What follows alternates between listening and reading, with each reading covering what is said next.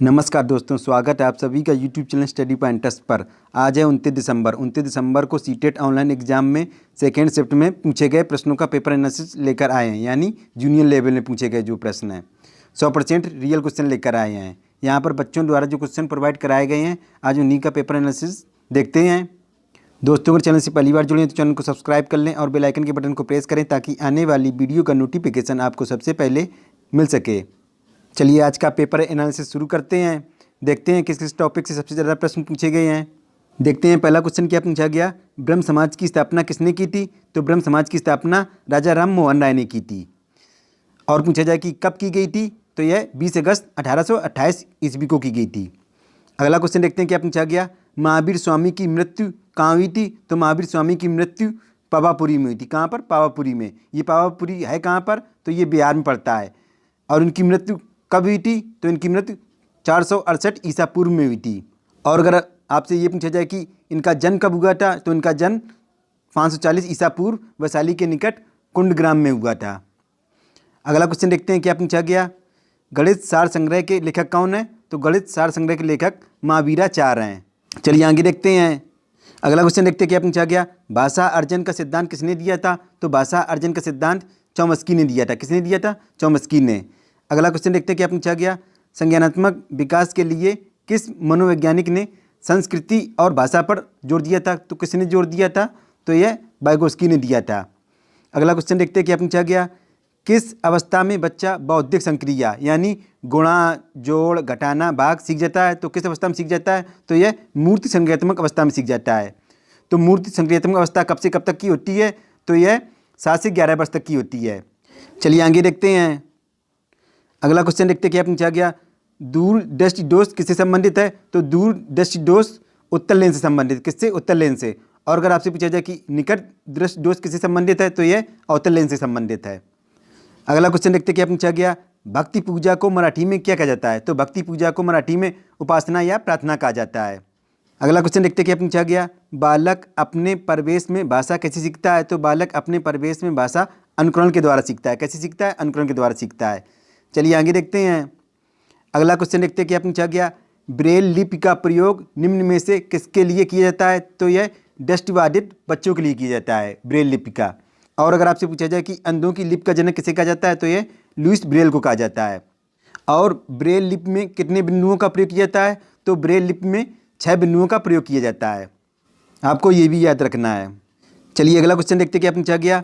पियाजे के अधिगम के संज्ञानात्मक सिद्धांत के अनुसार वह प्रक्रिया जिसके द्वारा संज्ञानात्मक संरचना को संशोधित किया जाता है तो क्या कहलाती है? तो यह समावेशन कहलाती है। क्या कहलाती? समावेशन। चलिए आगे देखते हैं। अगला क्वेश्चन देखते हैं क्या पूछा गया। नई शिक्षा नीति यानी एनईपी 2020 का उद्देश्य क्या है और ये क्यों लागू की गई थी? तो यह पाठ्यक्रम को लचीला बनाने के लिए लागू की गई थी। एनईपी 2020 से फर्स्ट शिफ्ट में भी क्वेश्चन पूछे जा रहे हैं और सेकंड शिफ्ट में भी क्वेश्चन पूछे जा रहे हैं। क्वेश्चन बार बार रिपीट हो रहे हैं, इनको जरूर देख कर जाएँ। एनईपी 2020 और एनसीईएफ 2005 से क्वेश्चन बार बार रिपीट हो रहे हैं। अगला क्वेश्चन देखें क्या पूछा गया है। मौलिक अधिकार किस अनुच्छेद में वर्णित हैं? तो मौलिक अधिकार अनुच्छेद 12 से 35 में वर्णित हैं। और अगर पूछा जाए किस भाग में है? तो ये भाग 3 में है। और मौलिक अधिकार कहाँ से लिए गए हैं? तो मौलिक अधिकार अमेरिका से लिए गए हैं। और वर्तमान में मौलिक अधिकार कितने हैं? तो वर्तमान में मौलिक अधिकार 6 हैं। चलिए आगे देखते हैं। अगला क्वेश्चन देखते क्या पूछा गया। राष्ट्रीय शिक्षा नीति यानी एनईपी 2020 में शैक्षिक पाठ्यक्रम को किस प्रणाली के आधार पर विभाजित करने की बात कही गई थी? तो इसको 5+3+3+4 के तहत विभाजित करने की बात कही गई थी। ये क्वेश्चन फर्स्ट शिफ्ट में भी पूछा गया था और सेकंड शिफ्ट में भी क्वेश्चन ये पूछा गया है। अगला क्वेश्चन देखते हैं क्या पूछा गया। राष्ट्रीय पाठचर्या की रूपरेखा 2005 सामाजिक विज्ञान के संदर्भ में सुझाती है कि बच्चे के विद्यालय जीवन का मेल कैसा होना चाहिए? तो बच्चे के विद्यालय जीवन का मेल बाहर के जीवन के साथ होना चाहिए। चलिए आगे देखते हैं। अगला क्वेश्चन देखते हैं क्या पूछा गया। तमिलनाडु किसान आंदोलन से संबंधित प्रश्न पूछा गया था। बच्चों द्वारा क्वेश्चन तो प्रोवाइड हो नहीं सका है। बच्चों ने इतनी बताया था कि तमिलनाडु किसान आंदोलन से प्रश्न आया था। तो ये दिल्ली के जंतर मंतर में 40 दिन तक चला था। यह तमिलनाडु किसान आंदोलन किसानों की समस्याओं के लिए चला गया था। अगला क्वेश्चन देखते क्या पूछा गया। त्रिभाषा सूत्र से संबंधित प्रश्न पूछा गया था। बच्चों द्वारा क्वेश्चन प्रोवाइड नहीं हो सका है। बच्चों ने इतनी बताया था कि त्रिभाषा सूत्र से प्रश्न आया था। त्रिभाषा सूत्र के तहत भारतीय स्कूलों में 3 भाषाओं की शिक्षा दिए जाने की सिफारिश की गई थी। तो कौन सी 3 भाषाएं थी? पहली थी हिंदी, दूसरी थी अंग्रेजी और तीसरी थी संबंधित राज्यों की क्षेत्रीय भाषा। चलिए आगे देखते हैं। अगला क्वेश्चन देखते क्या पूछा गया। बहुभाषिकता हमारी पहचान भी है और हमारी डॉट डॉट डॉट व डॉट डॉट का अभिन्न अंग है। तो हमारी क्या है? हमारी सभ्यता है और वह संस्कृत का अभिन्न अंग भी है बहुभाषिकता। अगला क्वेश्चन देखते क्या पूछा गया। भास्कराचार्य से संबंधित प्रश्न पूछा गया था। क्या प्रश्न पूछा गया था? ये तो बच्चों द्वारा प्रोवाइड नहीं हो सका क्वेश्चन। बच्चों ने इतना बताया था कि भास्कराचार्य से संबंधित प्रश्न आया था। तो भास्कराचार्य एक गणितज्ञ और खगोल शास्त्री थे। इनके द्वारा रचित ग्रंथ कौन सा था? सिद्धांत शिरोमणि था, जिसमें क्या था? लीलावती, बीजगणित, ग्रह गणित तथा गोलाध्याय नामक 4 भाग थे।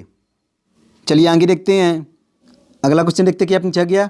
सौर मंडल से संबंधित प्रश्न पूछा गया था। सौर मंडल से क्या प्रश्न पूछा गया था? ये बच्चों द्वारा प्रोवाइड नहीं हो सका है। सौर मंडल की खोज किसने की थी? तो सौर मंडल की खोज कापरनिकस ने की थी। किसने? कापरनिकस ने की थी। ग्रहों की गति का नियम किसने दिया था? तो ये कैप्लन ने दिया था। और सौरमंडल में ग्रहों की संख्या कितनी है? तो सौरमंडल में ग्रहों की संख्या 8 है। कौन कौन से 8 ग्रह हैं? इनको क्रम से देखते हैं। पहला है बुध, दूसरा शुक्र, तीसरा पृथ्वी, चौथा मंगल, 5वां बृहस्पति, 6वां शनि, 7वां अरुण और 8वां वरुण। ये कुल 8 ग्रह हैं। अगला पॉइंट देखते हैं। सौरमंडल का सबसे छोटा ग्रह कौन सा है? तो सौरमंडल का सबसे छोटा ग्रह बुध ग्रह है। अगला पॉइंट देखते हैं। सौरमंडल का सबसे बड़ा ग्रह कौन सा है? तो सौरमंडल का सबसे बड़ा ग्रह बृहस्पति है। अगला पॉइंट देखते हैं। सौरमंडल का सबसे बड़ा उपग्रह कौन सा है? तो सौरमंडल का सबसे बड़ा उपग्रह गैनीमीड है। अगला पॉइंट देखते हैं। पृथ्वी की बहन या भोर का तारा किसे कहा जाता है? तो यह शुक्र ग्रह को कहा जाता है। अगला पॉइंट देखते हैं कि नीला ग्रह किसे कहा जाता है? तो नीला ग्रह पृथ्वी को कहा जाता है। चलिए आगे देखते हैं। अगला क्वेश्चन देखते हैं क्या पूछा गया। भाषा सीखने सिखाने में आप किसे सबसे अधिक महत्वपूर्ण मानते हैं? तो भाषा सीखने सिखाने में आप सामाजिक अंतःक्रिया को सबसे ज़्यादा महत्वपूर्ण मानते हैं। अगला क्वेश्चन देखते क्या पूछा गया। भाषा सीखने और भाषा अर्जित करने में अंतर का मुख्य आधार क्या है? तो क्या आधार है मुख्य आधार? तो इसका आधार है भाषा का उपलब्ध परिवेश। अगला क्वेश्चन देखते क्या पूछा गया। हिंदी में पैराग्राफ से संबंधित प्रश्न पूछा गया था।